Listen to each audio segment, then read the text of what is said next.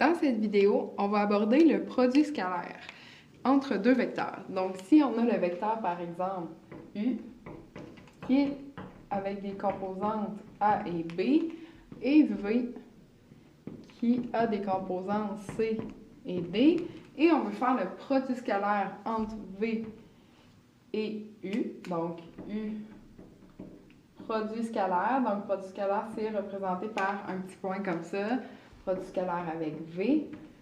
Il y a deux façons de les calculer. La première, c'est de dire que c'est A multiplié par C plus B multiplié par D. Un produit scalaire, ça devrait toujours vous donner un nombre à la fin. C'est pour ça qu'on appelle ça produit scalaire, c'est que la réponse est un scalaire. Donc ici, ça va nous donner une réponse, là, un nombre à la fin. C'est la première façon de le calculer. La deuxième, c'est si on a la norme de U, on la multiplie par la norme de V, et on va prendre le cos de θ, et θ, c'est l'angle entre les deux vecteurs. Par exemple, si mon U est comme ça, et mon V est comme ça, l'angle θ, c'est l'angle qui est ici, entre les deux. Donc, deux façons de calculer le produit scalaire. La première est vraiment plus facile parce qu'on a souvent les composantes là, de nos deux vecteurs.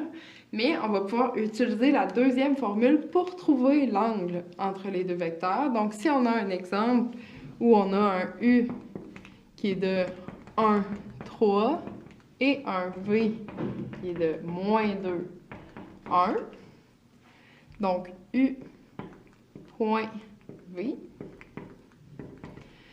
c'est 1 fois moins 2 plus 3 fois 1. Donc, 1 fois moins 2, ça nous donne moins 2. 3 fois 1, ça nous donne 3. Donc, moins 2 plus 3 nous donne bel et bien 1.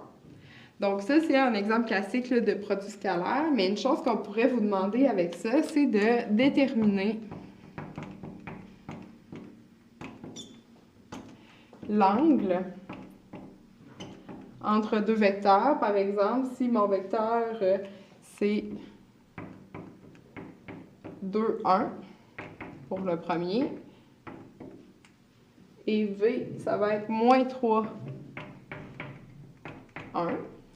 Donc, l'angle entre ces deux vecteurs-là, comment je fais pour la trouver?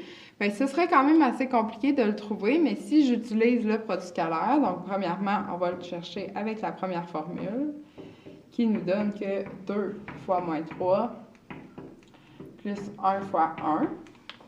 2 fois moins 3, moins 6, plus 1, ça va me donner moins 5, tout ça. Donc, maintenant, la deuxième formule, ben, je vais aller chercher mon module pour mon U et mon V. Donc, le module de U, je peux le trouver avec Pythagore.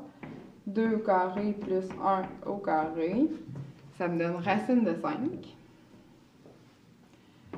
Le module ou la norme pour V, c'est moins 3 au carré plus 1 au carré, qui me donne racine de 10.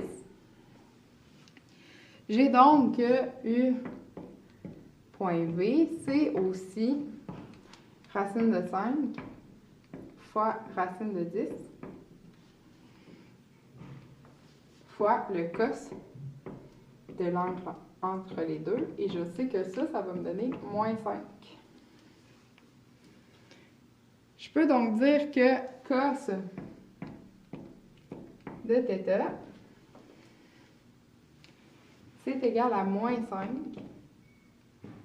divisé par racine de 5 fois racine de 10,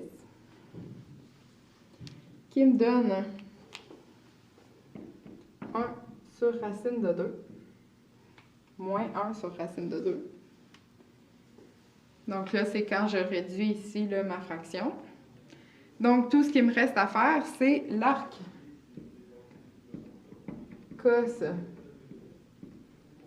de moins 1 sur racine de 2, qui me donne un angle de 3π sur 4 entre mes deux vecteurs. Donc, si mon U et mon V ressembleraient à ça, ce serait 3π sur 4, l'angle entre les deux. Donc, ça, c'est un problème classique qu'on pourrait vous demander par rapport au produit scalaire. Donc, ça fait le tour de ce que je voulais vous dire sur ce sujet-là.